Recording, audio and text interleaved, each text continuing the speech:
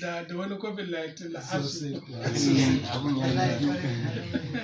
na strike da aka ta yi kuma ga shi yanzu yana so ya sake dawowa to amma duk da kuka kokari kuka zo wallahi na gode Allah saka da alheri Allah kuma kara basira da fahimta akan duk abubuwan da ake yi masha Allah to ai ka tsaya tun da ba ɗaya nan su zai samu ka tsaya nan ka abu akwai wanda ya zo da mashi yana waje hakan nan wuri yawa a takaice bisa ga yadarka ka yadda za a gabatar saboda ka ji yawa masha Allah wannan ne ya yi kyau masha Allah kayan ji mana kwarar da to sai mu fara kan da kanin da sunana Ali Idris. wala Ali Idris kuma rubutu makoki. masha Allah Tun yaƙin malaman matasa. shi malaman matasa akwai albarka na wani gani na wani kuma duk yakin malamai ne kawai shi mala Ali Idris akwai wani mala Ali Idris wanda yake provost da college education federal college education wanda Idris ka ji ba shine shugaban abin da FCE da FCE ba shi ne haka yake to shi ai wala ko ne ta baka daukar rubuta na waƙoƙin baka ba abin da na waƙoƙin baka din akwai wani na al'adu wannan kusan wanda littafi kamar shi ne na farko wanda ake da shi yanzu ba samu wani gaba da ba ta neman littafin mulasa wallahi abubuwan da ka sani ai sun littafin kare wajen bugawa sai ka zama aiki sosai insha Allah barka zuwa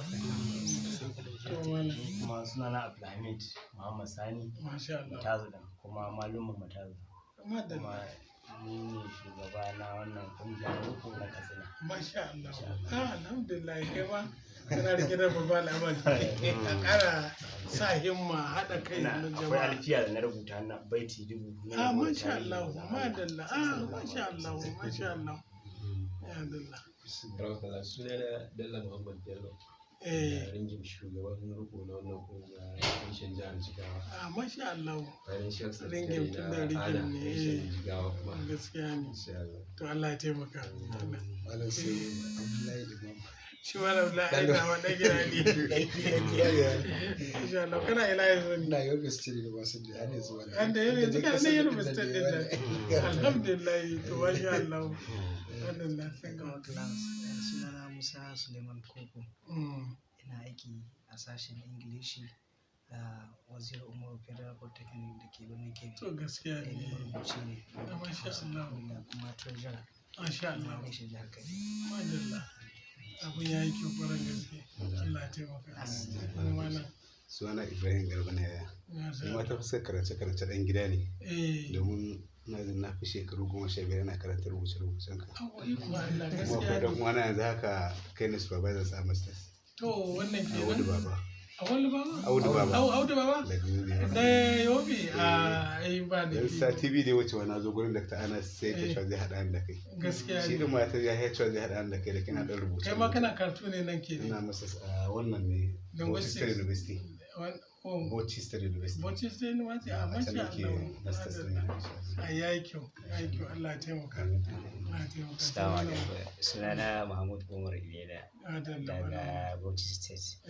Ni ne PRO2 a na ƙasa na wannan kungiya na gamayya na rubuta da mazata wajen to ashe duk shugabannin ne ma na kungiya suke Assalamu alaikum. Sunana Mahmud Misau. masha Allah Ni ne shugaba na jihar Bauchi a wannan narko na wannan kungiya kuma ni ne mai wakar koko da kosai. kai ne mai wakar koko abu da hoto ya zo ya wani abu da wani amma dai su da kai magana mai wakar koko da koko mai halima da wa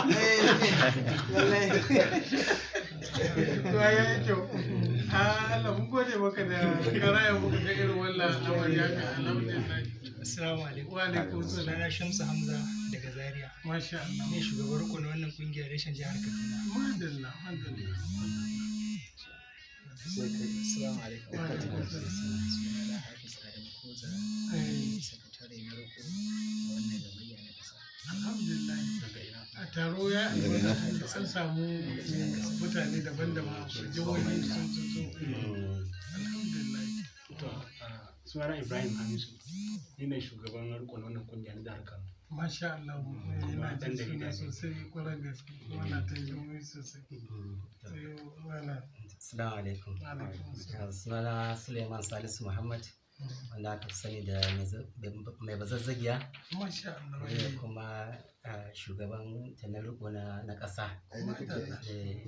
Yau kuma na aiki ne da Kaduna State University a can nake lecture. Ya yi kyau. Au kana wajen su samu numfashi kenan. Haka aka yi. Insha Allah.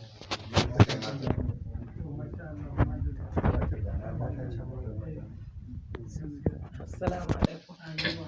Sunana Rukayatu Bello. Ni ce shugaban riko ta jihar Kebbi.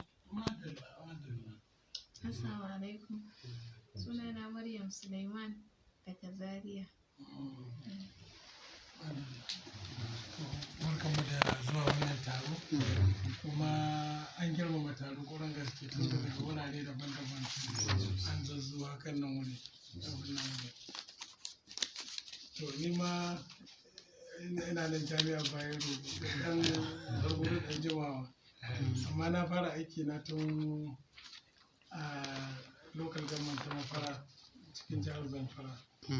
Daga nan da muka yi karatun diploma sai muka koma karkashin civil service commission under ministry of education. To ina ministry of education na kai har zuwa director, daga baya sai na juya bayan da gama PhD ina sai da dawo nan Bayero electoral service.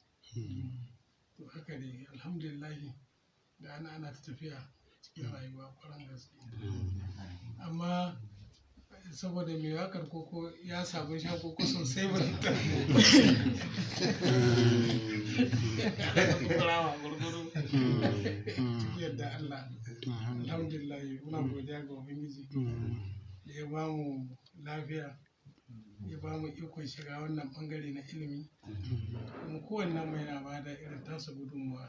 Alhamdulillah Allah mun gode masa. Gaskiya wani lokaci can na ta dan fama da rashin lafiya, amma cikin ikon Allah ya dafa karɓuɗinmu ga aka samu sauƙi. Allah kara mun lafiya. Alhamdulillah. Ka san mutane a bisa al'ada suna ce amma mutum bai rashin lafiya rar da ya yi sa'a zaci kamar lokacin da yanzu ba kasu bai nake yin irin wa'annan rashin lafiyoyin ba. Hakan nan wani to ba wanda zai tsammanin kai da kake cikin rashin lafiyar ma za ka yi takewa balantana wani, amma Allah ya kaddara akwai sauran shan ruwa a rayuwa gurgudu, to shi ne ake ta tafiya. Muna godiya ga Allah da ya saka ba mun da amina. Don kwanakin ba lokacin da muka kai ma Profesa Dan Gambo, to tun a lokacin muka so mu kawo to lokacin kuma baka da lafiya a lokacin. Lokacin ba da lafiya sosai. Lalle na ji labarin ku kai masa, shi da kansa ya gaya min yake cewa ai yan kungiya marubuta sun kawo masa abin nan wani. Sosai. Ita kungiyar an kafa ta ne tun 2018, 17 ga wata, lokacin da aka yi taron Katsina na marubuta na duniya ɗin nan da aka yi. To a lokacin aka kafa ta, to kuma tun a lokacin aka samar da aka sake kafa ta ce sabuwa banda wacce aka sake kafa ta. Na taɓa zuwa labarin faifa karkashin wannan kungiya na sani, kuma wajen lokacin da zai wannan faifa wajen 1990 ne, lokacin ina nan Bayero. Haka abin kuma wanda kake magana shi marigayi Allah gafarta masa Professor Ibrahim Yarwaya, shi yasa lokacin suna rike da kungiyar, shi yasa na je na gabatar da wannan takarda ne a wannan wuri. Lokacin ko Malam Bello Sa'id shi ma ya gabatar da an gabatar da fefofin ana haɗa su a wuri guda. Na akwai wani littafi. Na gani